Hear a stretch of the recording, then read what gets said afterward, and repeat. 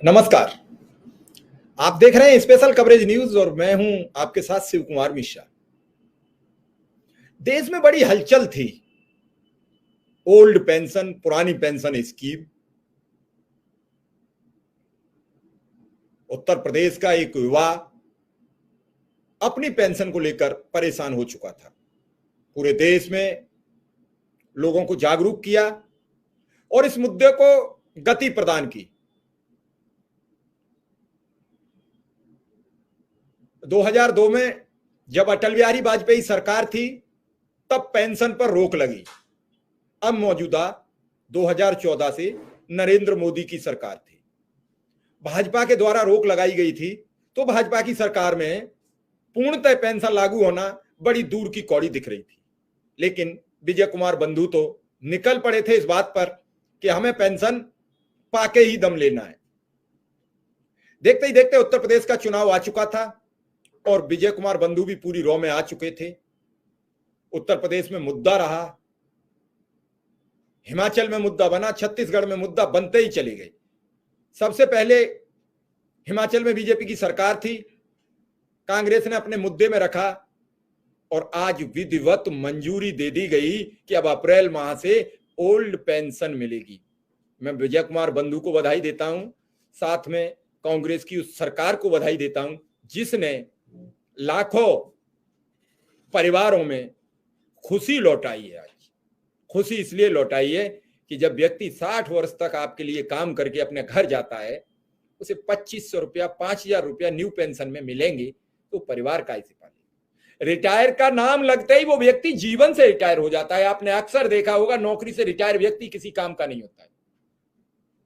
कुछ दिन वो अधिकारी रहता है तो लोगों से मिलता नहीं है, पोस्ट पे होता है तो लोगों से मिलता नहीं है, रिलेशनशिप के उसके रिश्ते भी बहुत प्रगाढ़ नहीं होते हैं, उसकी कोई मदद भी नहीं करना चाहता। एक ओल्ड पेंशन के सहारे उसके परिवार, उसका बच्चा, उसको सब सम्मान और इज्जत और उसकी रोजी रोटी बनी रहती है।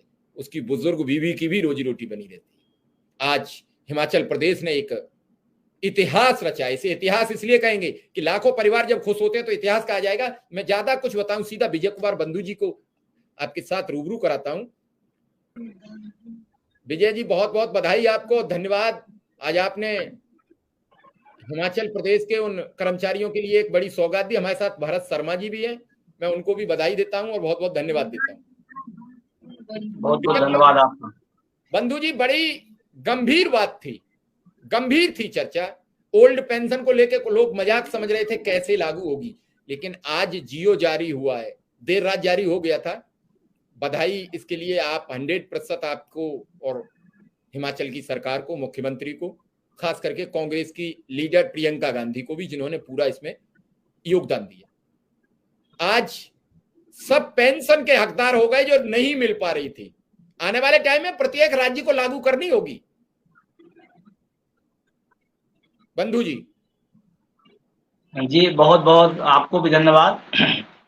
और निश्चित रूप से आज खुशी का दिन है और हिमाचल के साथियों को एक बहुत बड़े पुराने संघर्ष के बाद, तमाम परेशानियां, दिक्कतों और आंदोलनों के बाद ये खुशी मिली है, अवसर मिला है। तो मैं सबसे पहले एनपीएस, ये जो एनएमओपीएस का एक भाग है, उसके प्रदेश अध्यक्ष प्रदीप ठाकुर जी और महासचिव भरत शर्मा जी और पूरी हिमाचल की जो हमारी टीम है, जो वहाँ के संघर्ष की लोग हैं, जिन्होंने इस आंदोलन को वहाँ खड़ा किया, बड़ा किया और परिणाम में बदला।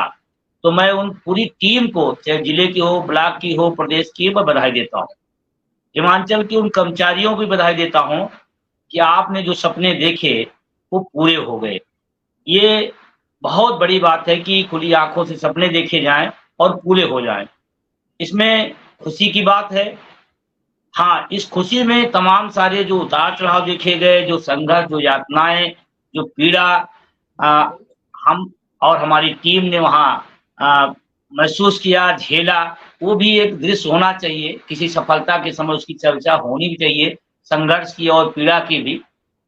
तो और एक अनोखी बात है, मैं वहाँ हिमाचल के जो मुख्यमंत्री साहब हैं, सुक्खू साहब को भी मैं बहुत अदब के साथ, बड़े सम्मान के साथ उन्हें भी बधाई देता हूँ तो उन्होंने चुनावी दौर में कांग्रेस पार्टी ने वहां हमारे मुद्दे को रखा और पूरी बुलंदी के साथ, ताकत के साथ कहा कि अगर हम आएंगे तो हम बहाल करेंगे। और ये इकबाल होता है किसी राजनेताओं को। मैं एक बड़ी गंभीर बात कहने जा रहा हूँ, देश में जो राजनीति चल रही है, जो राजनेताओं का चरित्र है, वो पब्लिक के बीच में इकबाल उनका खत्म होता जा रहा है। सभी लोगों को प्रणाम सर। प्रणाम प्रणाम। सच्चिदानंद राव देवरिया। जी जी जी जी, अभी आप रुक जाइए, आएंगे हम आपके पास। कह देते हैं कुछ सुनते नहीं है, तो ये इकबाल जो राजनेताओं का है जनता के बीच में, वो खत्म हो रहा है। मैं बड़ी जिम्मेदारी के साथ कहता हूँ, देश के राजनेताओं का इकबाल जनता के बीच खत्म हो जा रहा है। उस दौर में अगर कोई सरकार, कोई पार्टी, कोई व्यक्ति अपनी बात वादा करे और उसको निभाए, ये बहुत बड़ी बात है।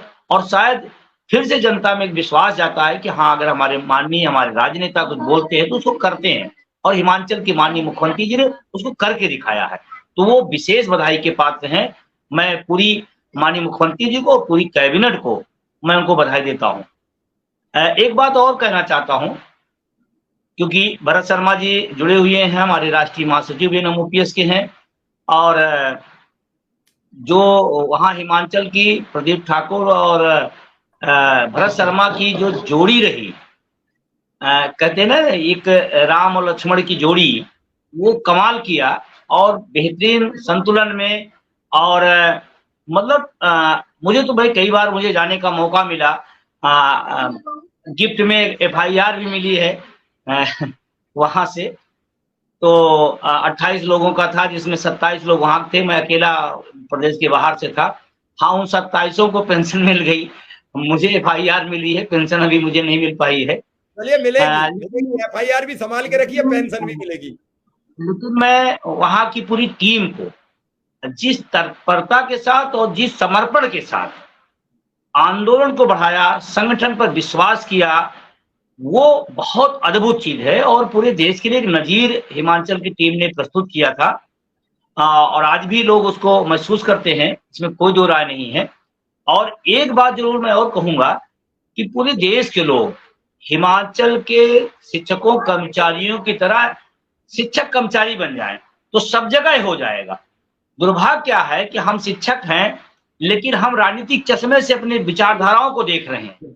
शायद हिमाचल के अंदर ये नहीं हुआ, ये बहुत बड़ी बात मैं बता रहा हूँ। हिमाचल के साथियों ने तय किया कि मैं कर्मचारी हूँ, मेरा हक पुरानी पेंशन है, जो बात करेगा मैं उसके साथ खड़ा होऊंगा। यही वहां के परिणाम का सबसे बड़ा टर्निंग पॉइंट रहा कि हर व्यक्ति शिक्षक कर्मचारी बन गया। जी जी, बिल्कुल बिल्कुल, आपने ठीक कहा। हमारे साथ हिमाचल, चंडीगढ़ और पंजाब तीनों राज्यों पर बड़ी पकड़ रखने वाले सीनियर जर्नलिस्ट बलवंत तच्छक जी जुड़ चुके हैं, हम उनका स्वागत करते हैं। हमारे साथ सच्चिदानंद राय जी भी हैं, सच्चिदानंद भी हैं, हम उनका भी स्वागत करते हैं। और भरत जी की पहले बात सुन लेते हैं। भरत जी को तो आज खुशी होगी, चेहरे पे मुस्कुराहट बताती है, जब किसी को कुछ मिलता है तो उसका चेहरा बताता है। विजय कुमार बंधु जी को तो इस पूरे प्रकरण में FIR मिली है, पेंशन नहीं मिली है, लेकिन पेंशन के प्रणेता, पेंशन दिलवाने में अहम भूमिका निभाने का काम विजय कुमार बंधु जी करा। जब लाखों की भीड़, हजारों की भीड़ थी शिमला में, तो उस भीड़ का दायरा था कि उसको कांग्रेस पार्टी ने नजाकत भांपी, अपने घोषणा पत्र में लागू की, और आज उसे असली जामा पहना दिया। कहते हैं कि वादे तो होते हैं, लेकिन वादे अगर पूरे होने लगे तो जनता का विश्वास बन जाता है। भरत जी, आज तो मिठाई खा रहे होंगे, मिठाई बांट रहे होंगे, और सरकार के प्रति आज सद्भावना भी बड़ी होगी, कांग्रेस के प्रति विश्वास भी बड़ा होगा। जी बिल्कुल। आज पूरे हिमाचल प्रदेश के अंदर जो हमारे कर्मचारी साथी हैं, उन्होंने इसका खुशी का इजहार किया है। उन्होंने माननीय सुखविंदर सिंह सुक्खू जी का और उनकी पूरी कैबिनेट का धन्यवाद किया है, और अपने अपने विभागों में सभी ने मिठाई बांटकर स्वागत किया है आज की जो MO आज जो एक आया है। और 2015 से लगातार सर यहाँ पे जो हमारे कर्मचारी थे वो संघर्षरत थे पुरानी पेंशन बहाली के लिए। चुनौतियां भी बहुत थी, एक एक चुनौती का सामना भी किया, राष्ट्रीय कार्यकारिणी से सहयोग भी मिला, और धीरे धीरे आज हम उस पड़ाव पर पहुंचे हैं कि जो हमारी नई पेंशन, जिससे हम छुटकारा पाना चाहते थे, हम आज उससे नई पेंशन से छुटकारा पा चुके हैं और ओल्ड पेंशन में आ चुके हैं। अब हमारा ना केवल सिर्फ हमारा बुढ़ापा सुरक्षित हुआ है, बल्कि हमारे परिवार का, हमारे बच्चों का और आने वाले जो हमारे कर्मचारियों के या अन्य जो साथी हैं पूरे हिमाचल प्रदेश के जो और लोग हैं, उनके जो बच्चे आज सिविल सर्विसेज की या तैयारियां या आना चाहते हैं आगे की सरकारी नौकरियों में, उनके लिए भी एक जो उनका भी एक जो स्वप्न था वो भी पूरा आज हिमाचल प्रदेश के अंदर हुआ है। तो पूरे हिमाचल प्रदेश में ना केवल सरकारी कर्मचारी बल्कि आम जनमानस भी खुश है, क्योंकि उन्होंने हमारा संघर्ष भी देखा, हमारी पैदल पदयात्रा जो हुई थी प्रदीप ठाकुर जी की अध्यक्षता में वो भी देखी, नरेश ठाकुर जी जिन्होंने यहाँ पे हिमाचल प्रदेश में इसकी शुरुआत 2015 में की थी, उनका संघर्ष भी देखा है, और आज इस मुकाम पर हम पहुंचे हैं। तो वो सारी चीजें जो पीछे से लेके आज तक का संघर्ष, जो अभी बंधु जी भी बात कर रहे थे, वो संघर्ष सबके सामने था, और एक खुशी का एक अलग ही माहौल पूरे हिमाचल प्रदेश के अंदर आज देखने को मिला। और वो आज जो प्रिंट मीडिया है उसके माध्यम से भी सारे हिमाचल प्रदेश के अंदर छाया रहा, और इलेक्ट्रॉनिक मीडिया के माध्यम से भी सारे हिमाचल प्रदेश में छाया रहा। बिल्कुल आपने ठीक कहा कि मीडिया के माध्यम से छा रहा। मैं थोड़ी सी जानकारी और आपसे लूंगा। अभी जो पेंशन मंजूर हुई है उसमें एक लाइन लिखी हुई थी कि पुराने जो रिटायर्ड पहले हो चुके हैं उन्हें भी मिलेगी।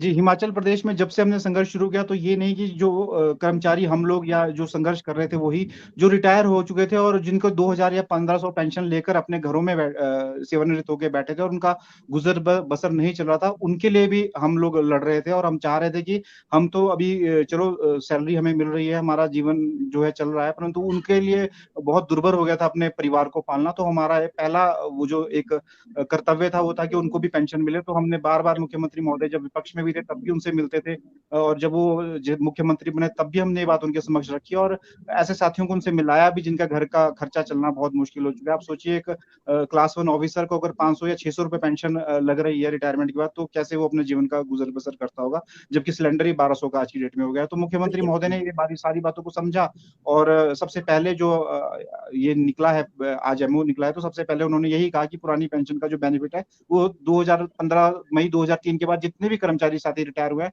उनसे लेके अब तक और जो आगे रिटायर होंगे उन सबको इसका जो है बेनिफिट दिया जाएगा। बड़ी धन्यवाद देना चाहिए मुख्यमंत्री को कि 2003 से रिटायर्ड हुई एक लिस्ट बनेगी। हालांकि बहुत साथी अभी इस दुनिया में नहीं भी रहे होंगे उस समय के, लेकिन जो है उन्हें मिलना चाहिए।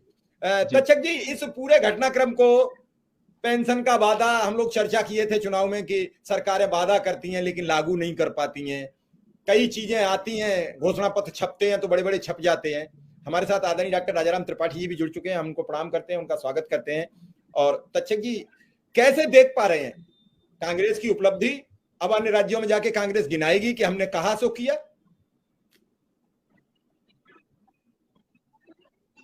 उत्तर प्रदेश में कांग्रेस ने चुनाव से पहले वादा किया था कि अगर हम सत्ता में आते हैं तो कर्मचारियों के लिए पुरानी पेंशन योजना बहाल करेंगे।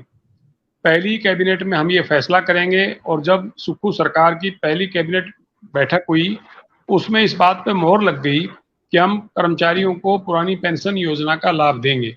और आपने देखा कि उन्होंने न केवल फैसला किया बल्कि कर्मचारियों के लिए पुरानी पेंशन योजना लागू कर दी है। इसमें बड़ी बात तो शिव कुमार जी, मैं आपको ये कहना चाहूंगा कि इस फैसले का सबसे ज्यादा दबाव जो है वो हरियाणा सरकार पर आएगा, क्योंकि राजस्थान सरकार ने लागू कर दिए, छत्तीसगढ़ ने लागू कर दिए, हिमाचल ने लागू कर दिए, और पंजाब में आम आदमी पार्टी की सरकार ने भी इस मुद्दे पर एक कमेटी बना दी है, और उनका भी यही फैसला था कि हम सत्ता में आने के बाद कर्मचारियों को पुरानी पेंशन योजना का लाभ देंगे।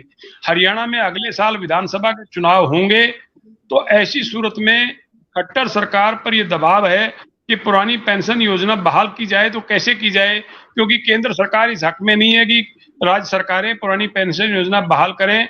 केंद्र सरकार ने यह भी चेतावनी दी थी कि जो सरकारें पुरानी पेंशन योजना को लागू करेंगी उनको केंद्र से मिलने वाली अतिरिक्त आर्थिक सहायता बंद कर दी जाएगी।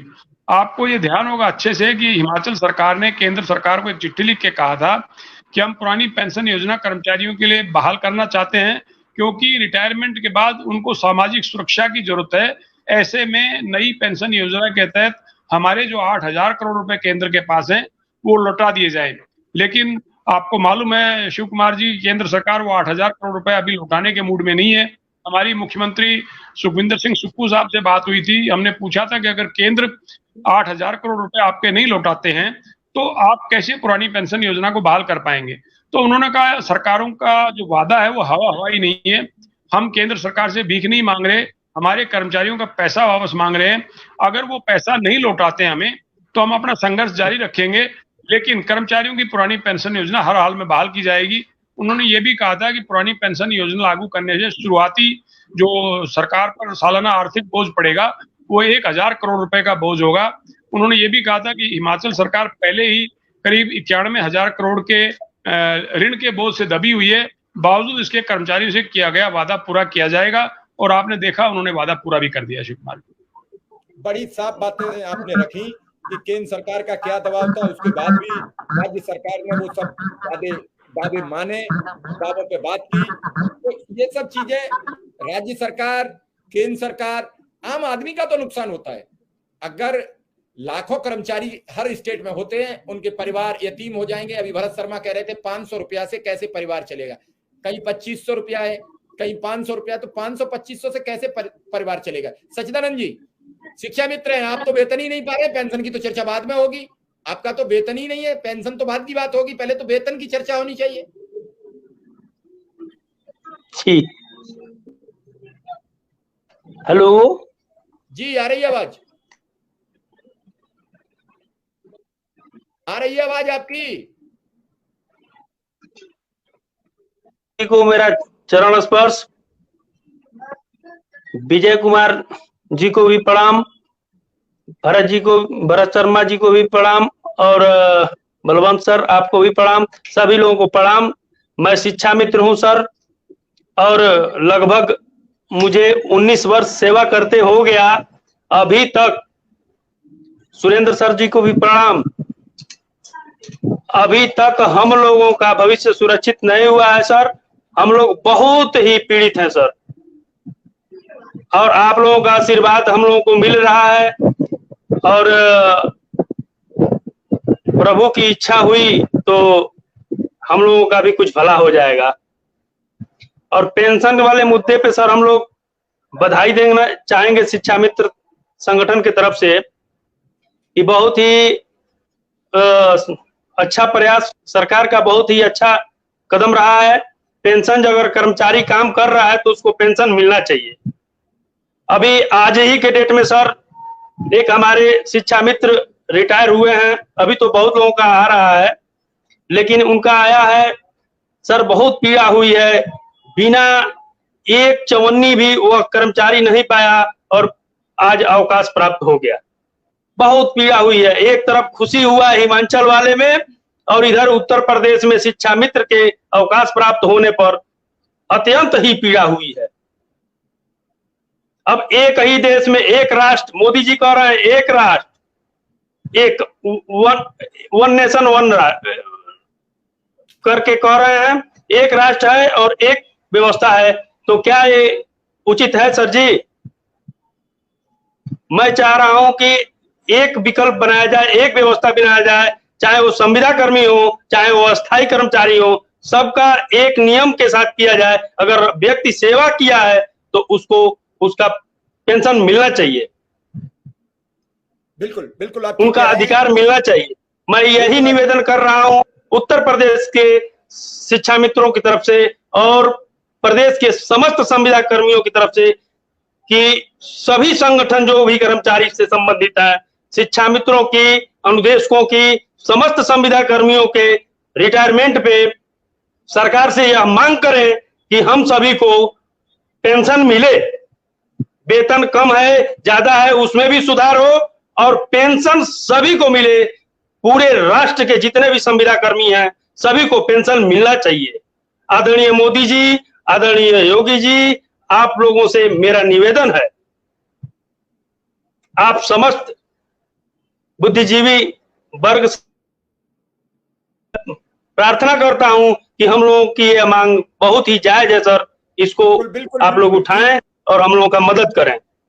बिल्कुल ठीक कह रहे हैं। हमारे साथ आदरणीय सुरेंद्र दुबई जुड़ चुके हैं, हम उन्हें प्रणाम करते हैं, अभिनंदन करते हैं। और सवाल मेरा डॉक्टर राजाराम त्रिपाठी जी से है, अभी हमारे साथ से नेटवर्किंग इशू से अलग हुए। त्रिपाठी जी, हिमाचल प्रदेश ने एक लंबी लकीर खींच दी, जियो लागू कर दिया, और जियो के साथ ये लागू करना बड़ा हौसला दिखाया कि 2003 से जब से पेंशन रिजेक्ट हुई तब से जो रिटायर्ड हुए हैं सबको देंगे, ये बड़ी उपलब्धि थी। ये कह देना तो बहुत आसान था कि हम 2018 के बाद रिटायर्ड होंगे, या 20 के बाद रिटायर्ड होंगे, 17 के बाद रिटायर्ड हुए, या आज मौजूदा हालात में रिटायर्ड होंगे, मेरी सरकार से रिटायर्ड होंगे।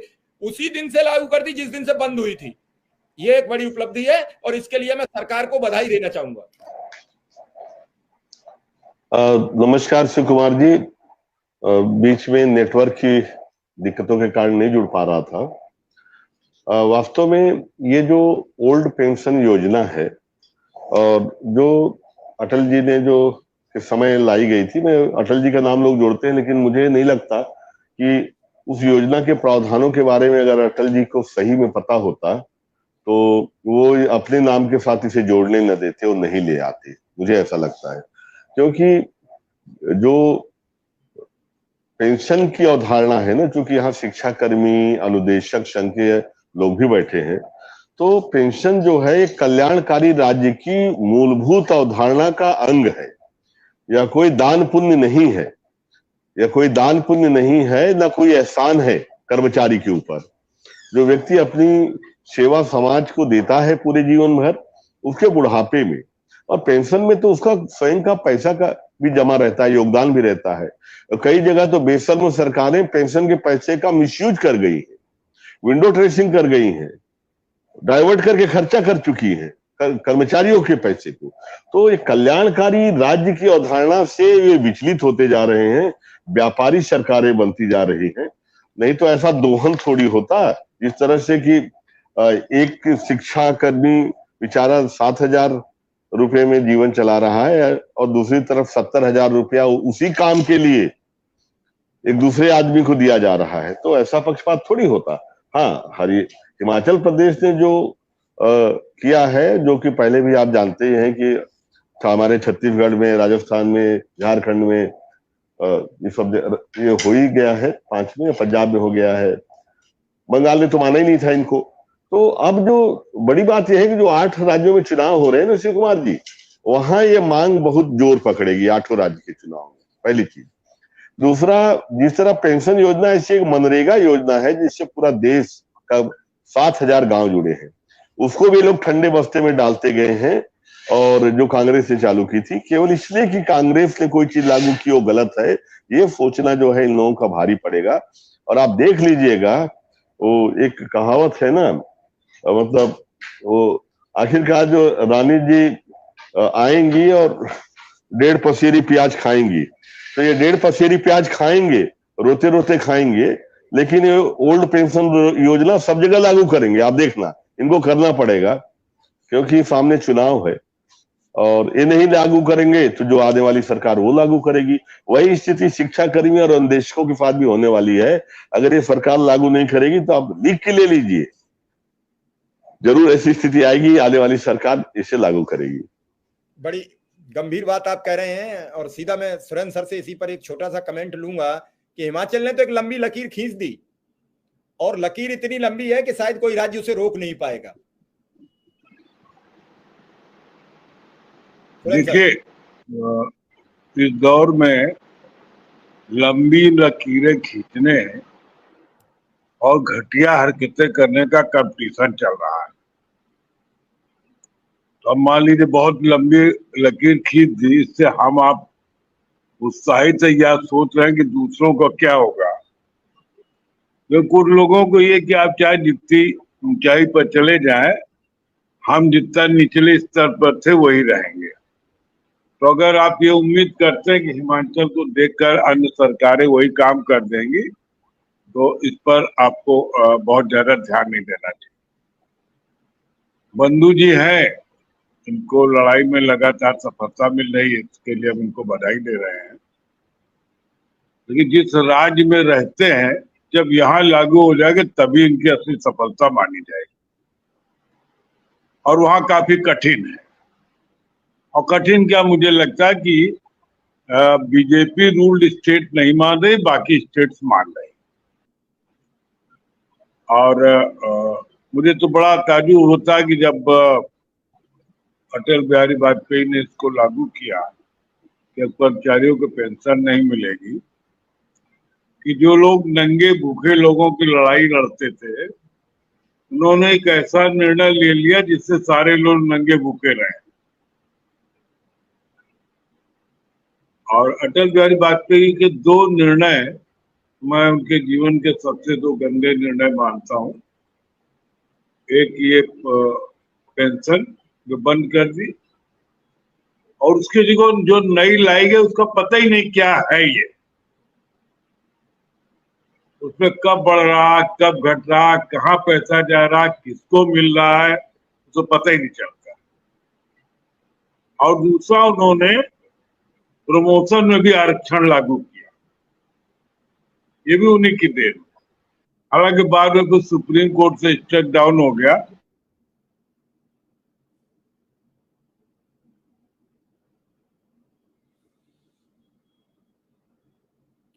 सर आवाज कैसी चली गई?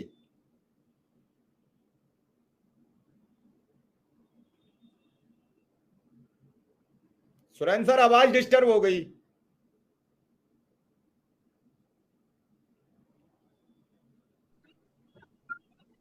आपने म्यूट कर दिया सामूहिक रूप से ना, वो नहीं, सामूहिक म्यूट नहीं होता कुछ भी।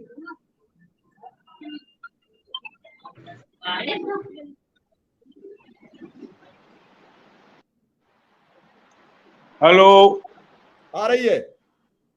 आ रही है। हाँ, तो मैं कह रहा था कि इसके अलावा जो है, कैमरा तो ऑन कर लीजिए।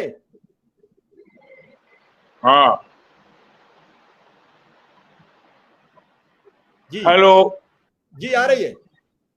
हाँ, तो ये दो मुद्दे हमने बताए, और बीजेपी के लोग बजिद हैं कि साहब वो पूरा मामला गड़बड़ हो जाएगा। तो अब जब 20,000 करोड़ रुपए सेंट्रल विस्टा पर खर्च होते तो पैसे आ जाते हैं, 10-20 हजार करोड़ रुपए क्या कहते हैं ब्रांडिंग पर खर्च हो जाते तो उसके लिए पैसे हैं, रैलियों के लिए पैसे हैं, और अपने मित्रों को लाखों करोड़ के टैक्स नहीं, मतलब जिम्मेदारियां माफ कर देने के, बैंक के कर्जे माफ कर देने के लिए पैसे हैं। लेकिन जो सोशल जो जीवन का एक महत्वपूर्ण अंग है, जिसको कहते हैं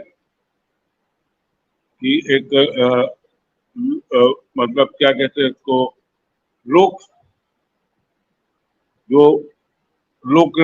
इसका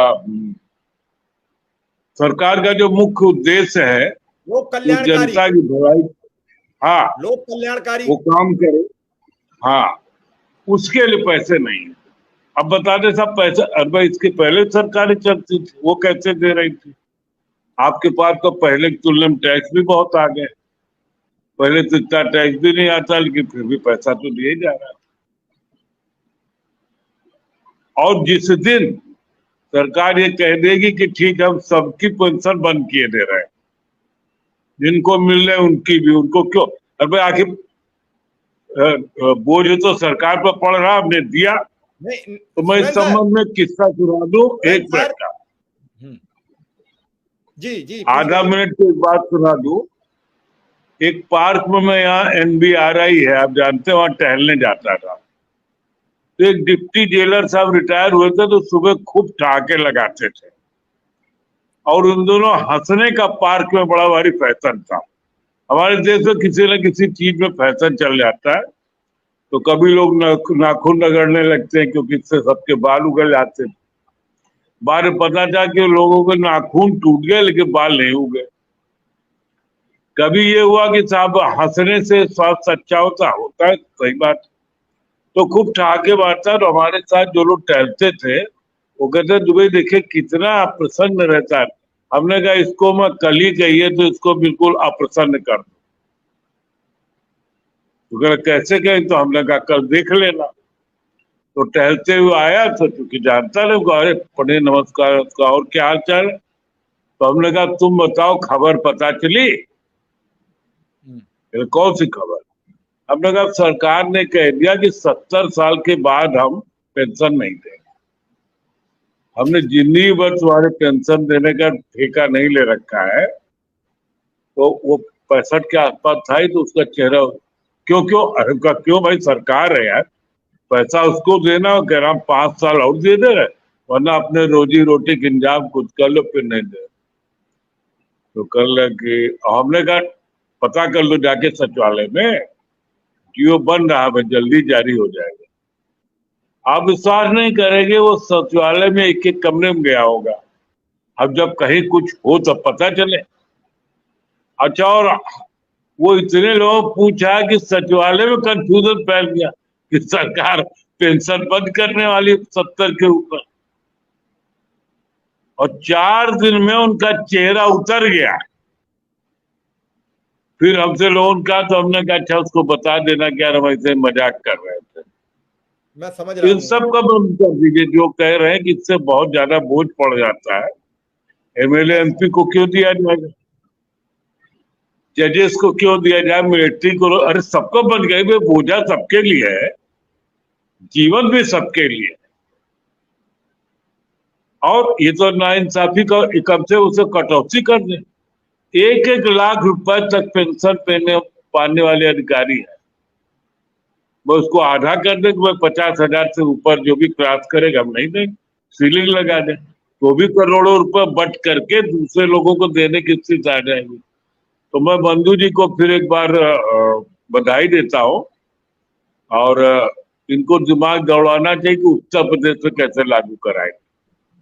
बिल्कुल सही कह रहे हैं। अभी तक्षक जी ने जो सवाल किया वो गंभीर है कि हरियाणा सरकार की गर्दन अटक गई है। हरियाणा सरकार क्या करे? हिमाचल ने लागू कर दी, पंजाब में चर्चा है, राजस्थान ने लागू कर दी, हिमाचल के वो बीच में हरियाणा क्या करे?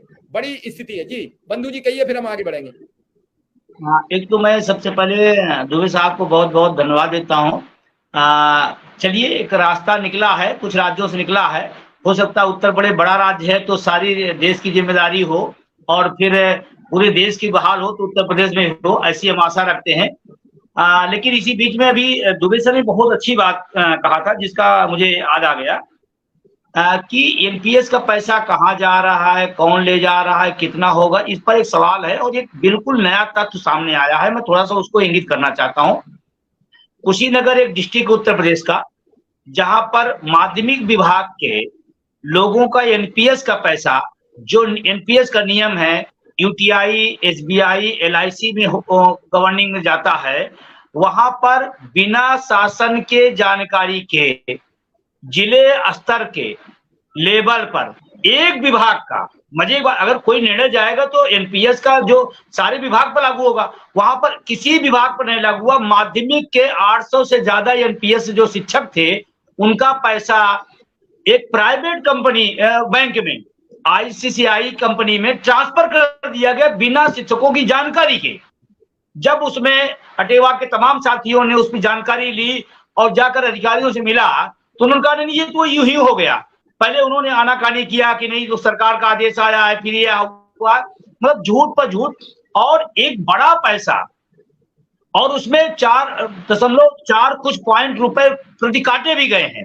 मतलब इतना बड़ा घोटाला है, ये अपने आप में आश्चर्य की बात है। और एक विभाग बिना किसी आदेश के, तो एनपीएस में बार बार कहता हूं कि ये दुनिया का सबसे बड़ा घोटाला होगा। और उसका उदाहरण अभी अभी कुशीनगर के माध्यमिक विभाग के साथ ऐसा हुआ है। उसके सारे तथ्य हमारे पास हैं। वहां शिक्षक परेशान है, कोई जवाबदेही नहीं है, डिवाइस कुछ और बोल रहा है, अधिकारी कुछ और बोल रहे हैं, शिक्षक परेशान है। आप कल्पना करें, मैं इस बात को इसलिए उठा रहा हूं कि आज के दौर में जब ये घटना हो जा रही है, जब हम रिटायर हो जाएंगे, हमारा पैसा कौन कहां उठा ले जाएगा, इसकी कौन गारंटी देगा? ये बहुत बड़ा सवाल है। इसीलिए हम लोग ओपीएस की मांग कर रहे हैं, इसीलिए हम लोग बात कर रहे हैं। एक सेकंड कहूंगा, केंद्र सरकार का 2 आदेश आया है। जो लोग विज्ञापन के अंदर पेंशन में थे या नियुक्तियों में किसी वजह से लेट हो गए, डबल इंजन की सरकार है, केंद्र सरकार ने उस पर निर्णय ले लिया। उसके बाद उत्तर प्रदेश सरकार अभी तक उस पर भी निर्णय नहीं ले पा रही है। मतलब जो केंद्र सरकार ने कर दिया, उत्तर प्रदेश सरकार उसको भी नहीं कर रही है। जो विज्ञापन के अंतर्गत लोग पेंशन में आ गए, जो नियुक्तियों में लेट विसंगति बच छूट गए थे, उनको पेंशन के अंतर्गत आ गए, लेकिन उत्तर प्रदेश सरकार ने इसका भी निर्णय ले लिया। ये बहुत दुखद है जी। बिल्कुल आपने ठीक कहा, बिल्कुल ठीक कहा। लेकिन विजय कुमार बंधु जी, उत्तर प्रदेश का शिक्षा मित्र अनुदेशक भी आपकी ओर देख रहा है कि इनका भला कैसे हो। आप ने आंदोलन जो कर रहे हैं उनमें इनके भी लिए कुछ रास्ता बनाइए और इनकी मदद करिए। प्रशांत सक्सेना, मैं बिल्कुल, मैं वो और अटेवा का एनएमओपीएस की जो लड़ाई है एनपीएस के खिलाफ है, निजीकरण खिलाफ है। ये सारे लोग हमारे जो साथी हैं ये निजीकरण से पीड़ित हैं। मतलब हम शिक्षा ग्रहण करें, महंगी शिक्षा ग्रहण करेंगे, हम तमाम तरह ट्रेनिंग करेंगे, लेकिन नौकरियों में आने के बाद 8,000 10,000 रुपए देंगे। ये कितना बड़ा दुर्भाग्य। भारत दुनिया का सबसे नौजवान देश है और नौजवान ही परेशान है। इस खूबसूरती देखिए आप, 10 लाख से ज्यादा वैकेंसी खाली पड़ी है, आप क्यों नहीं भर रहे हैं? मैं तो बिल्कुल इसके पक्ष में हूं कि इनको हक मिलना चाहिए। और जब एक योग्यता रखते हैं, एक काम कर रहे हैं, तो इनका वेतन क्यों आप डिफर कर रहे हैं? मैं तो सरकार से मांग करता हूं कि इस पर निर्णय लेना चाहिए लोगों को। बिल्कुल प्रशांत जी सर, जी सर, जल्दी मिश्रा जी आपका बहुत बहुत बताइए सर। आप जी जल्दी बोलिए सर आपका बहुत बहुत नमस्कार। और मैं ये कहना चाहता हूँ सर, मैं वित्त मंत्री जी के यहाँ शाहजहांपुर से क्षेत्र से आता हूँ सर, ठीक है। और कई बार हम अन्वेषकों ने वित्त मंत्री जी से भी इस बारे में बात करी, लेकिन वित्त मंत्री जी का इसकी तरफ कोई भी ध्यान नहीं है, जबकि शाहजहांपुर के वित्त मंत्री हैं, शाहजहांपुर से ही, और ज्यादातर अन्वेषक शाहजहांपुर के ही सर कार्यरत है। पूरे उत्तर प्रदेश में सबसे ज्यादा 729 अन्वेषक जो है वो शाहजहांपुर में ही कार्यरत है सर। लेकिन फिर भी माननीय वित्त मंत्री जी सुरेश खन्ना जी का इसके कोई तरफ ध्यान नहीं जाता है, ठीक है। कई बार मिल चुके हैं उनसे, लेकिन कोई ध्यान नहीं है उनका। अपनी पेंशन के लिए सर देखिए 3-3 लाख रुपए पेंशन तक हम लोगों की 9-9 हजार रुपए में कैसे घर का खर्चा चलाएं सर, बताइए आप। सिर्फ 9,000 रुपए में 2 बच्चे भी हैं, पढ़ाना है, माँ बाप भी हैं साथ में, कैसे क्या करें सर। और 38 किलोमीटर मतलब सर मेरा जो घर है वो 5 किलोमीटर दूर मेरा ब्लॉक है सर, भावलखेड़ा ब्लॉक, और मुझे दिया गया सिंदौली ब्लॉक, सबसे दूर ब्लॉक दिया गया। और जब पहली बार ट्रांसफर हुआ तो उसमें ट्रांसफर भी नहीं निकला सर हमारा, ये समझिए। और कम से कम 30-35 किलोमीटर मैं सर यहाँ से जाता हूँ, और 30 किलोमीटर 35 किलोमीटर रोजाना मुझे आना पड़ता है वहां से, और उसके बावजूद 9,000 में कैसे गुजारा करें सर हम लोग। ठीक कह रहे हैं कि वित्त मंत्री एक बात मैं और सर कहना चाहूंगा, जिस प्रकार से आपने इस मुद्दे को उठाया, अभी आवाज दूर तक जाएगी चाहे कुछ भी हो जाए सर। अब शिक्षा, स्वास्थ्य, रोजगार की बात ही दूर तक जाएगी, बाकी कोई और भी बात दूर तक नहीं जाएगी। अगर अतीक अहमद पे मीडिया अगर इस तरीके से बात कर सकती है, ठीक है, कल ये कांड हुआ, आज मीडिया उठा रही, हाई कोर्ट, सुप्रीम कोर्ट सब कह रहे हैं कि तुरंत 1 महीने के अंदर इसमें डिसीजन हो जाएगा, ये हो जाएगा, वो हो जाएगा, तो क्या गाँव के बच्चों के लिए जो हम लोग टीचर लोग हम लोग पढ़ा रहे हैं 9-9 हजार रुपए बराबर क्वालिटी के पढ़ा रहे हैं बिल्कुल। ये मैंने आपको एक सर लिंक भी भेजा था एक बार, एक मैडम हमारे साथ हैं जो पढ़ाती हैं बिल्कुल बराबर की, वो भी पढ़ी लिखी है, बराबर की मैं भी पढ़ा लिखा हूँ सर। कोई भी क्वालिफिकेशन में अंतर नहीं है। एक को 90,000 सर, एक को 9,000, कहाँ तक का न्याय सीमित है बताइए। भाई विजय कुमार बंधु ने कहा कि ऐसा क्यों, ये अन्याय क्यों? विजय कुमार बंधु भी तो टीचर ही तो हैं, अध्यापक ही तो हैं। जी सर, कोई नई बात थोड़ी है। बिल्कुल ठीक कहा आपने। मैं सीधा अब वापस फिर एक बार रुक करूंगा भरत शर्मा के पास। भरत जी, हिमाचल का कर्मचारी खुश हो गया, खूब खुश है, क्योंकि उसे वो चीज मिल गई, उसके जीवन की एक गारंटी मिल गई। इस उम्र में जाके रिटायर होने के बाद, खुरन सर कह रहे थे बहुत बड़ी बात है कि रिटायर होने के बाद वो रिटायर उससे नहीं होता है, वो अपना मानसिक रिटायर भी होता है कि अब हम किसी काम के नहीं, मुझे तो प्रमाण पत्र दिया गया। जो किसान है, वर्कर है प्राइवेट सेक्टर में, उसे प्रमाण पत्र नहीं मिलता 60 वर्ष पे, लेकिन सरकारी कर्मचारी को एक प्रमाण पत्र सौंप दिया जाता है, आप सेवानिवृत्त। उसके बाद उसके घर में भी वही व्यवहार होता है सेवानिवृत्ति वाला। ऐसे में पेंशन बहुत मूलभूत समस्या है, लेकिन अब 2003 वालों को मिल जाएगी तो कितनी खुशी है कर्मचारियों में। जी बिल्कुल, आज सुबह से लेके ही साथियों के फोन आने शुरू हो गए थे। कल भी मीडिया पे काफी जो शेयरिंग हुई इस विषय को लेकर होती रही, और सभी साथियों ने मुख्यमंत्री महोदय का धन्यवाद और उनकी पूरी कैबिनेट का धन्यवाद भी किया। और क्योंकि हम लोगों ने शुरू से ही कहा था कि जैसे ही पुरानी पेंशन बहाल होगी तो हम एक आभार रैली हिमाचल प्रदेश के अंदर करेंगे, जिसमें 1 लाख से ज्यादा कर्मचारी मुख्यमंत्री महोदय और उनकी पूरी कैबिनेट टीम और उनके साथ जितने भी विधायकों ने जिन्होंने इस पुरानी पेंशन के लिए समर्थन किया था और आते ही पुरानी पेंशन को लागू किया है, उन सब के लिए एक आभार रैली का आयोजन हिमाचल प्रदेश के अंदर होगा। तो वो हमारे यहाँ पे जो जिले हैं उसमें धर्मशाला एक ऐसा जिला है जहाँ पे पूरी व्यवस्था हो सकती है। ये कांगड़ा जिला, तो कांगड़ा जिला में धर्मशाला एक ऐसा स्थान है जहाँ पर ये व्यवस्था हो सकती है, जहाँ पे आपने सुना होगा अभी IPL के मैच भी हुए थे, तो वहां पर व्यवस्था हो सकती है और पार्किंग की सुविधा भी वहां पर है। तो हिमाचल प्रदेश का एक एक कर्मचारी उस आभार रैली की तैयारियां में जुट गया है। हमारे ब्लॉक हैं, ब्लॉक के सारे जितने भी अध्यक्ष हैं उनकी जो पूरी कार्यकारिणी है वो जुट गई है इन तैयारियों में। और मुख्यमंत्री महोदय से जब हमने इस विषय पे बात की तो उन्होंने यही कहा कि मेरा पहला काम था आपकी पुरानी पेंशन को बहाल करना, मेरा दूसरा काम है कि केंद्र से जो 9,000 करोड़ अभी एक सर ने कहा कि 8,000 करोड़, तो अभी 31 मार्च की जो अपडेट आई है वो 9,293 करोड़ हो चुका है। तो वो मेरा अब दूसरा कार्य है कि मैं उस पैसे को भी वापस लाऊंगा। और उसके बाद उन्होंने कहा मैं आपको एक तिथि भी निर्धारित करके दूंगा जब ये हम पूरा एक व्यवस्था के अंतर्गत हम वहाँ पे एकत्रित होंगे और जो हम कर्मचारियों की एक मंशा है, जो एक चाह है कि हम मुख्यमंत्री महोदय को और उनकी जो पूरी टीम है जिन्होंने इतना बड़ा फैसला लिया है, क्योंकि देखिए अन्य राज्यों में भी CCS 72 जो सिविल सर्विसेज का एक अधिनियम के तहत जो पेंशन बहाल होती है वो नहीं हो पाई है, और हमारी जितनी भी नोटिफिकेशन अभी तक तब से लेकर निकली है उनमें सब में ये CCS 72 के अंतर्गत ही पेंशन बहाल हुई है। ये एक लाइन जोड़ी गई है और ये इसी के अनुरूप मुख्यमंत्री महोदय ने कहा है कि मैं वही पेंशन आपको दूंगा जो 2003 से पहले के कर्मचारियों की थी। तो ये एक बहुत बड़ी बात है जो पूरे भारत देश के लिए एक उदाहरण बनी है, और उन्होंने बार बार ये कहा था कि जो भी हमारी नोटिफिकेशंस आएंगी वो एक अपने आप में एक हम सारे राज्य जो हिमाचल प्रदेश के अलावा पूरे भारतवर्ष के जितने भी राज्य हैं वो हमारी तरफ देखेंगे कि हमने किस तरह से किया। और ये सच में ये हुआ भी है, क्योंकि अन्य राज्यों से भी अब फोन आने शुरू होंगे कि आपने किस तरह से हिमाचल प्रदेश में CCS 72 को दोबारा एक बार लागू किया है। तो अब जो तैयारियां हैं वो आभार रैली को लेकर तैयारियां हो रही हैं, और बहुत जल्द ही मुख्यमंत्री महोदय ने कहा है कि मैं इस विषय में एक डेट आपको जरूर दूंगा ताकि वो उस तरह से हम व्यवस्था कर सकें। बिल्कुल। तक्षक जी, तैयारियां हो गई हैं, लाखों लोग क्या इकट्ठे होंगे? क्या आपको पुराने धरने प्रदर्शन सब याद है हिमाचल के? क्या रहा हिमाचल में? आप तो बहुत निगाह रखते हैं और सुक्खू पे मुख्यमंत्री जी से हर मामले पे इस पे आप चर्चा भी करते रहे, उनसे लगातार डिस्कस भी करते रहे, पेंशन को लेकर कई सवालात रहे, कई इंटरव्यूज रहे आपके। जी, मैं तो शिव कुमार जी ये कहूंगा कि हिमाचल के और हरियाणा के कर्मचारियों की नीति अलग अलग होगी अब इस समय, क्योंकि हिमाचल के कर्मचारी पेंशन मिलने पर जहां मुख्यमंत्री सुखविंदर सिंह सुक्खू का एक बड़ी रैली करके स्वागत करेंगे, वहीं हरियाणा में पेंशन के लिए प्रदर्शन शुरू हो गया है। 2 जिलों में पुरानी पेंशन बहाल करने को लेके अभी 2 दिन पहले प्रदर्शन हुआ था, और जो भाजपा के लोग या अर्थशास्त्री जो ये कहते हैं कि पुरानी पेंशन योजना बहाल करने से राज्य दिवालिया हो जाएंगे, उनके लिए पश्चिम बंगाल एकमात्र ऐसा उदाहरण है कि सारे देश में पुरानी पेंशन योजना भले ही बंद कर दी गई हो, लेकिन केंद्र के दबाव के बावजूद पश्चिम बंगाल एकमात्र ऐसा स्टेट है जिसने अपने पुराने कर्मचारियों की पुरानी पेंशन योजना बहाल रखी है। दूसरा, पंजाब में करीब 3 लाख करोड़ से ज्यादा का कर्ज है पंजाब पर, लेकिन वो अपने कर्मचारियों के लिए पेंशन बहाल करने जा रहा है। दूसरी तरफ हरियाणा पर भी करीब 3 लाख करोड़ का बोझ है, लेकिन वो अपने कर्मचारियों को पुरानी पेंशन योजना देने के नाम पर अभी आनाकानी कर रहे हैं। सबसे ज्यादा संकट जननायक जनता पार्टी का है, जो भाजपा को समर्थन देके गठबंधन सरकार चला रही है। Deputy chief minister Dushyant Chautala का यह कहना है कि हम इस मुद्दे पर इस तरह की कोशिश करेंगे कि नई पेंशन योजना के तहत कर्मचारियों का जो अनुदान कटता है उतना ही अनुदान राज्य सरकार उसमें दे, ताकि कर्मचारी का और सरकार का अनुदान बराबर हो और उनको लाभ मिल सके। लेकिन कर्मचारियों ने दुष्यंत चौटाला के इस तर्क को नकार दिया है।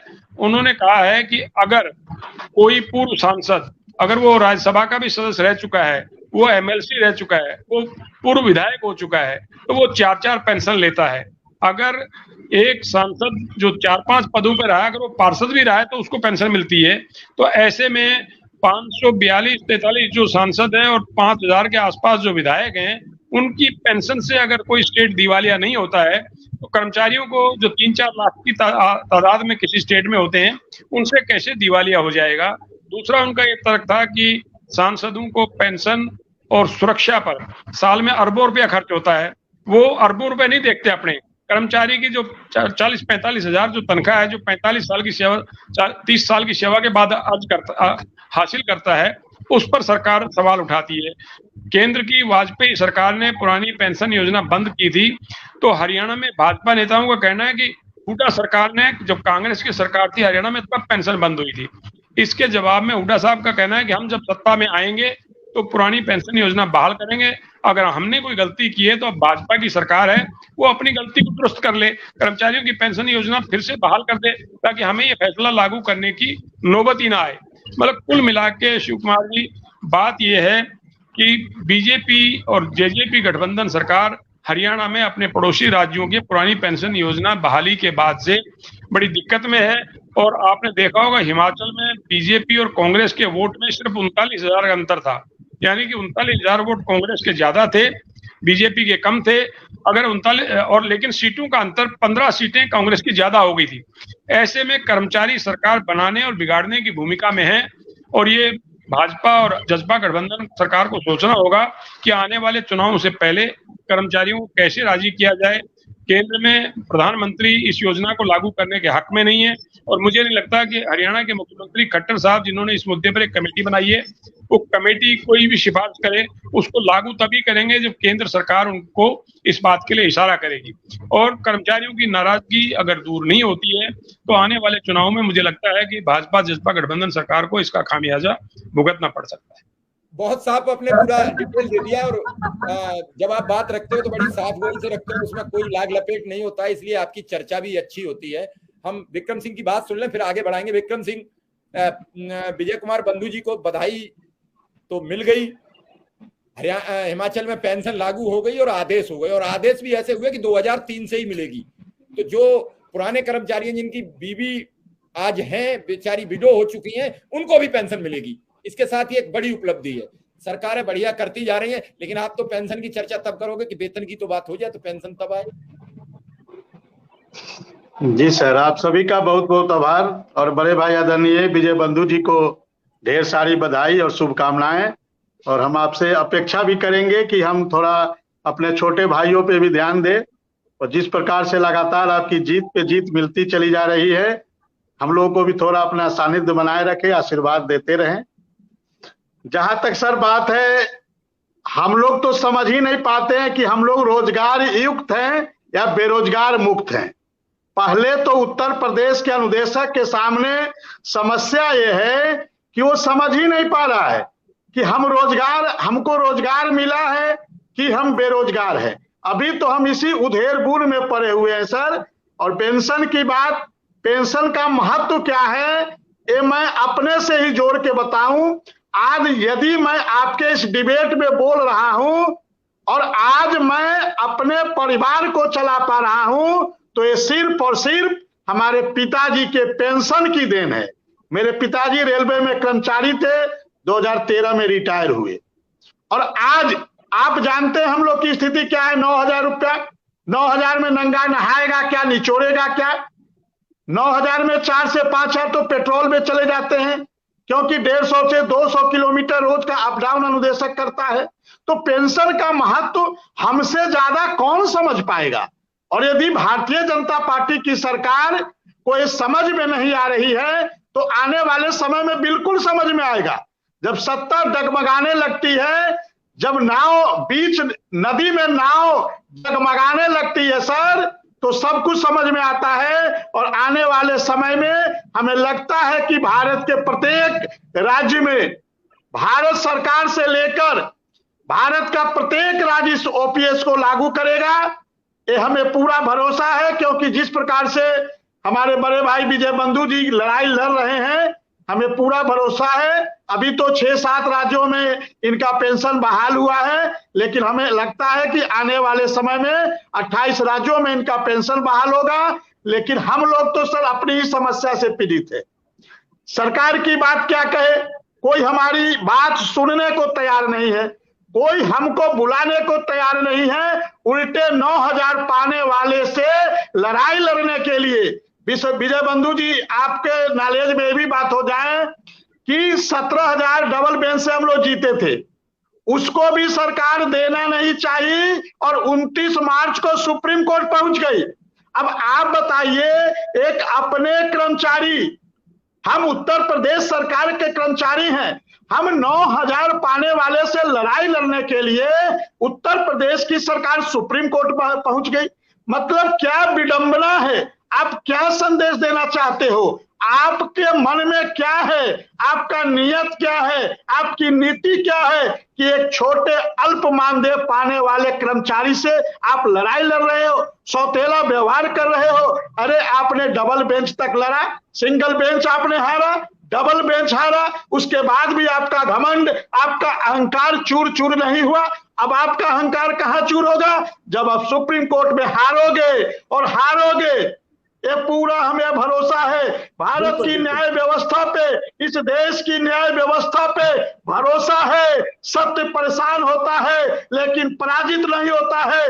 भगवान के घर देर है, अंधेर नहीं है। और मैं उत्तर प्रदेश सरकार से अभी भी गुजारिश करूंगा कि आप उस जो सुप्रीम कोर्ट गए हो उसको वापस ले लो, क्योंकि हम आपके कर्मचारी हैं। आप समस्या को जो आप हमारी समस्या को नहीं समझोगे तो कौन हमारी समस्या को समझेगा।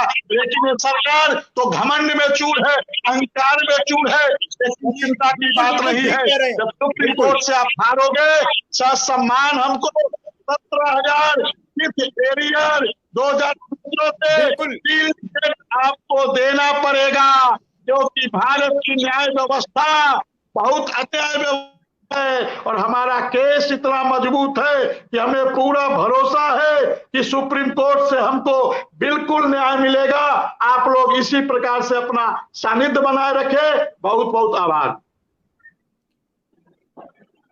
त्रिपाठी सर, विजय बंधु ने कहा और अभी बलवंत जी ने कहा, विजय बंधु जी ने कहा कि पेंशन बहुत जरूरी है, बहुत अहम मुद्दा है। बलवंत जी ने कहा कि हरियाणा में विवाद शुरू हो गया, आपका राज्य तो पेंशन लागू कर चुका है। जियो लागू हुआ कि नहीं मुझे नहीं जानकारी है, हालांकि लागू हो चुका है ऐसे कुछ लोगों ने कहा है। पेंशन इतना बड़ा मुद्दा है, सरकार भी जानती है, एक राज्य चला गया बिना प्रचार प्रसार के। और बलवंत जी ने यह भी बात बहुत अच्छी की कि 40,000 वोटों से 39,000 वोटों से सत्ता दूर चली गई।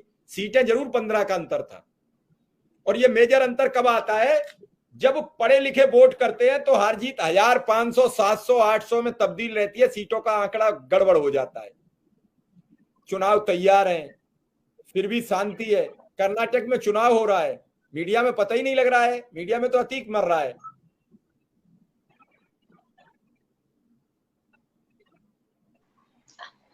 शिव कुमार जी, पहले तो मैं समझ लें कि कांग्रेस ने लागू कर दिया, भाजपा लागू नहीं कर रही है, जानते हुए कि क्या नुकसान होगा। क्या हिमाचल प्रदेश का अंदाज भाजपा को नहीं था कि कितने वोट कर्मचारियों के हैं और नेक टू नेक लड़ाई है? क्या वो नहीं समझते थे? जो दिन रात बैठ के रणनीति बनाते थे, जानते थे। ऐसी बात नहीं कि उन्हें पता नहीं था, लेकिन भाजपा के नेतृत्व को आप लोग समझें, वहां ईगो का बड़ा सवाल है।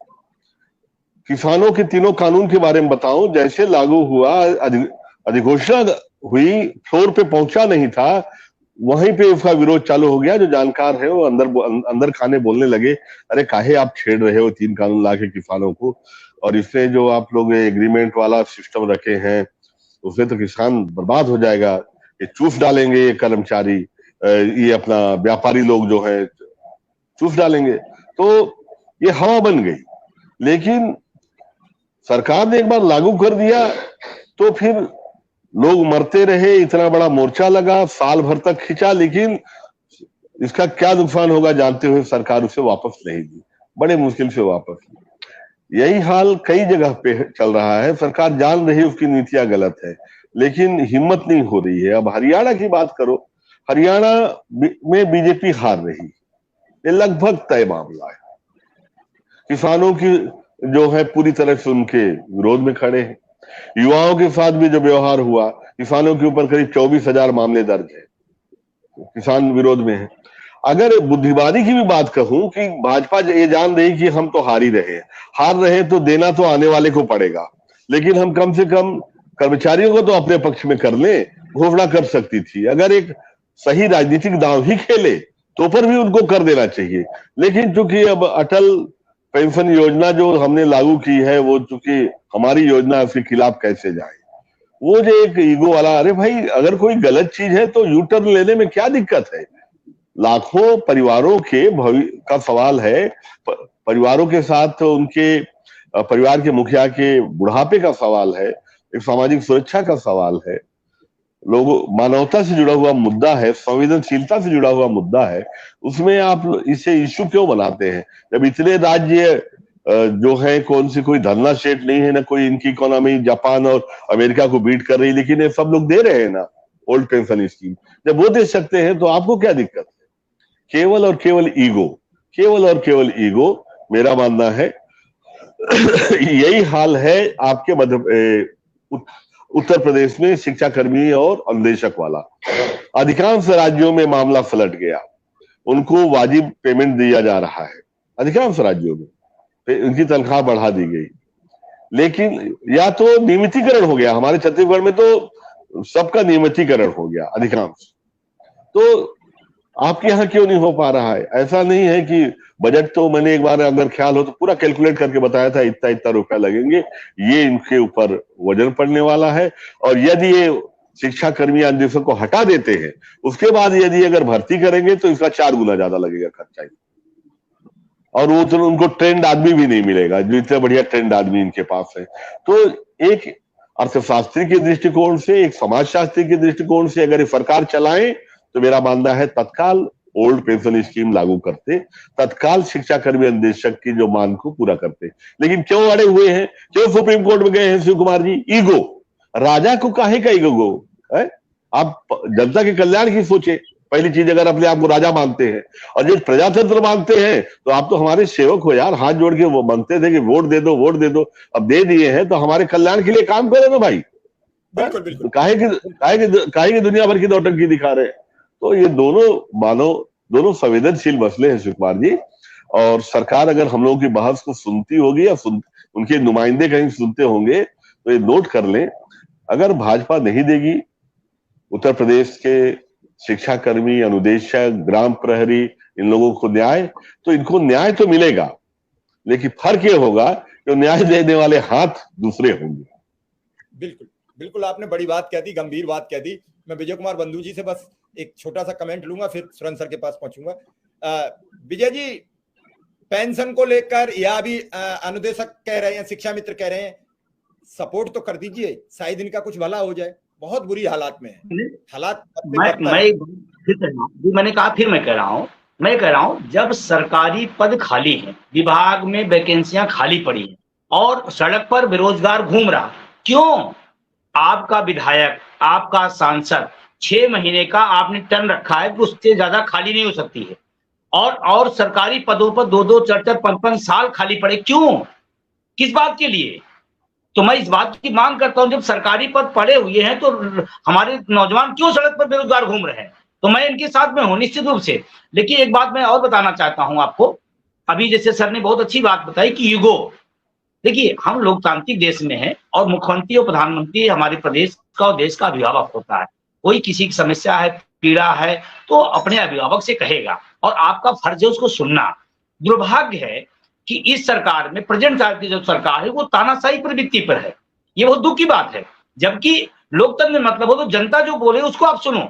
80 लाख लोग हैं पेंशन के दायरे में, एनपीएस के दायरे में, 5 करोड़ लोग हैं, चिल्ला चिल्ला के कह रहे हैं। अभी 16 तारीख को, पूरे 16 तारीख को अभी देश के प्रत्येक कोने में, उत्तर प्रदेश को छोड़ करके, क्योंकि आज सूचना जारी थी, देश के प्रत्येक जिला मुख्यालयों पर पेंशन समझदारी मार्च निकाला गया और बहुत सफल रहा। हर जिलों में लोगों ने निकला, हर स्टेट में लोग निकले। और अभी हमारी योजना आगे है, 1 तारीख से हम लोग रथ यात्रा पूरे देश के अंदर निकालने जा रहे हैं, जिसमें ये जिसकी बात कर रहे हैं निजीकरण के खिलाफ है और इसी निजीकरण की मार लोग झेल रहे हैं। और उसके बाद फिर हम लोग अक्टूबर में दिल्ली आ रहे हैं, हम लोग पूरी ताकत के साथ करेंगे। कर्नाटका की जहां तक बात करें, हम लोग का एक अभियान है वोट फॉर ओपीएस, जो हमारी बात करेगा हम उसकी बात करेंगे। और कर्नाटक में भी शिक्षक कर्मचारी पूरी तरह से लामबंद हो गया है और वो देख रहा है कि हिमाचल के लोग अपने वोट की ताकत से अगर पेंशन ले सकते हैं तो हमारा वोट हमारी पेंशन के काम आएगा। इस अभियान को पूरे कर्नाटक के अंदर चलाया जा रहा है और हमें उम्मीद है कि 13 मई को एक राज्य और ओपीएस युक्त हो जाएगा, ऐसी मुझे आशा है। तो इस लड़ाई में आपने भी सहयोग किया, मैं आपको भी धन्यवाद देता हूं, तमाम साथियों को देता हूं। बस एक निवेदन के साथ अपनी बात को खत्म करूंगा। ये देश भारतीयों का, इस देश के नागरिकों का है। आप हमारे सेवक हो, हमने आपको बैठा रखा है, आप हमारी बात को सुनो, अन्यथा लोकतांत्रिक देश है, सत्ताएं बड़ी बड़ी रही हैं, आए हैं, गई हैं। बिल्कुल बिल्कुल, बड़ी बात कह दी देश बंधु जी ने। मैं बलवंत जी से एक छोटा सा कमेंट लूंगा, सुरेंद्र सर के पास पहुंचूंगा, समय हो चुका है। बलवंत जी, हरियाणा में क्या पेंशन का असर दिखेगा चुनाव में? मैं तो ये कहूंगा कि कर्मचारी सरकार की योजनाओं और नीतियों को न केवल लागू करते हैं बल्कि आम जनता तक वही सरकार की नीतियों और कार्यक्रमों को पहुंचाते हैं। ऐसे में किसी भी सरकार को कर्मचारियों के प्रति रवैया संवेदनशील रखना चाहिए, और जो सरकार कर्मचारियों के प्रति संवेदनशील नहीं रहेगी, कर्मचारी के पास चुनाव में एक वोट का अधिकार है और वो निश्चित तौर पर अपने अधिकार लेने के लिए सरकार के खिलाफ वोट करेगा। और कोई भी मौजूदा सरकार इस स्थिति को सहन करने की स्थिति में नहीं है। लेकिन अब लगता है कि चुनाव आते आते हो सकता है हरियाणा की भाजपा सरकार भी दूसरे राज्यों के तर्ज पर कोई फैसला ले, लेकिन पहले फैसला लेने से वो केंद्र सरकार की अनुमति जरूर लेना चाहिए कि एक बार। और जो कर्नाटक चुनाव के परिणाम आएंगे उस पर बहुत कुछ निर्भर करेगा कि सरकार के लोग खिलाफ हैं या पक्ष में हैं। और जब सरकार हटती हुई दिखती है, गिरती हुई दिखती है, तब सरकारें सोचती हैं कि कैसे जो उठा हुआ वर्ग है उसको राजी किया जाए। मैं तो ये कहूंगा शिव कुमार जी, हरियाणा में ई टेंडरिंग लागू किए, सरपंच इस बात को लेके नाराज हैं कि 2 साल तो चुनाव नहीं हुए और चुनाव होने के बाद ई टेंडरिंग प्रणाली लागू करके हमको काम करने से रोका जा रहा है। हरियाणा बेरोजगारी में नंबर 1 की स्थिति में है, बेरोजगार सड़कों पे है, जो नियुक्तियां होनी थी वो अदालतों में फंसी हुई हैं। और तीसरा, कर्मचारियों की स्थिति आप समझ ही रहे हैं, आपने इतनी बड़ी डिबेट की है, तो कर्मचारी खुश नहीं है सरकार, हरियाणा सरकार के फैसले से, और किसान भी नाराज हैं। तो ऐसी सूरत में सरकार कैसे सभी वर्गों को राजी करेगी, ये देखने वाली बात होगी। और कुछ दिनों में दिखाई भी देने लगा कि सरकार कोशिश कर रही है राजी करने की। बिल्कुल आप ठीक कह रहे हैं कि हरियाणा में भी बगैर मुश्किल है, मौजूदा हालात में दिख रहा है कर्नाटक में भी बड़ी लड़ाई है। और अब आने वाले टाइम में हर चुनाव में लड़ाई होगी, क्योंकि अब जनता तक बात पहुंचेगी। 10 साल के बाद सरकार का कार्यकाल होने के बाद लोग उस वोट को अपने को नापने लगते हैं कि हमने क्या वोट दिया, उसका हमें बेनिफिट मिला। 10 वर्ष हो चुके हैं, अब सरकार के पास ये कहने का मौका नहीं है कि हमें और मौका दीजिए तब हम आपकी समस्याओं का समाधान करेंगे। 10 साल केंद्र में नरेंद्र मोदी की सरकार है, उसे एक लंबा समय मिला है। लोग अब सवाल करेंगे कि 10 साल में आपने हमें क्या दिया है। ऐसे में सत्यपाल सिंह का इंटरव्यू, ऐसे में गुलाम नबी आजाद का इंटरव्यू, ये भी दोनों पार्टियों की, अगर गुलाम नबी आजाद सही है तो सतपाल मलिक भी ठीक है, तो सतपाल मलिक गलत है तो गुलाम नबी आजाद भी गलत है। पार्टी में मौजूदा हालात में न सतपाल मलिक ने आवाज उठाई न गुलाम नबी आजाद ने उठाई। दोनों आदमी मलाई चाट के बाहर निकले हैं। कितना इनकी बातों में दम है वो जनता समझेगी, लेकिन ये सवाल जरूर पूछेगी कि 10 साल में सरकार से रोजगार क्या मिला। ओल्ड पेंशन स्कीम जिस तरीके से बीजेपी विरोधी सरकारें लागू कर रही हैं, तो बीजेपी के सामने प्रश्नवाचक चिन्ह बन जाएगा। वो राज्य, हिमाचल जैसा राज्य छोटा, इस पोजीशन में आकर 2003 से लागू कर सकता है, तो ऐसा कौन सा राज्य है जिसके अपने संसाधन नहीं है। अगर देने का मन हो तो सरकार होती है, इसीलिए उसका सरकार नाम रखा जाता है। उत्तर प्रदेश में तो ये आप हिमाचल की बात बहुत बड़ी बात है। 20 साल पहले जो रिटायर हो गए उनको निर्णय लेना, ये बहुत बड़ा निर्णय है। ये पूरे देश के लिए एक रोल मॉडल होगा। 20 साल पहले जो रिटायर हो गए, हिमाचल सरकार को सैल्यूट करना चाहिए और सीखना चाहिए लोगों को। बिल्कुल बिल्कुल, आप बड़ी बात कह रहे हैं। आप सबका बहुत बहुत आभार, विजय कुमार बंधु जी का, बलवंत अच्छक जी का, भरत शर्मा, राजाराम त्रिपाठी जी का, सुरेंद्र सर का, प्रशांत विक्रम सिंह, सबका बहुत बहुत आभार। आपने हमें समय दिया। कल फिर हाजिर रहेंगे, तब तक के लिए विदा लेते हैं। नमस्कार, धन्यवाद।